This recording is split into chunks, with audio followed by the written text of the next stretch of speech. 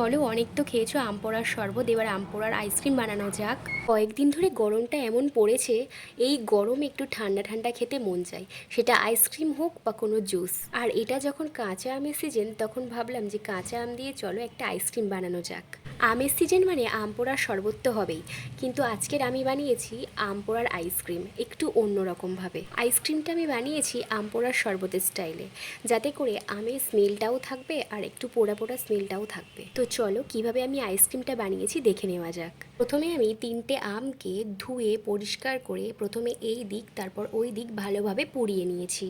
এরপর পোড়া আমটার থেকে খোসাটাকে বাদ দিয়ে শাঁসগুলোকে নিয়ে একটা মিক্সিং ব্লেন্ডারে প্রথমে আমগুলো, তারপর পরিমাণ মতো নুন, পরিমাণ মতো চিনি আর একটু জল দিয়ে ভালোভাবে ব্লেন্ড করে নিয়েছি। এরপর ওর মধ্যে পরিমাণ মতো জল দিয়ে একটু ফুটিয়ে ঘন করে একটু ভাজা জিরের গুঁড়ো দিয়ে আইসক্রিম মোল্ডে রেখে দিয়েছিলাম সারা রাত আইসক্রিম হওয়ার জন্য। পরের দিন ফ্রিজ থেকে বার করলেই আইসক্রিম রেডি।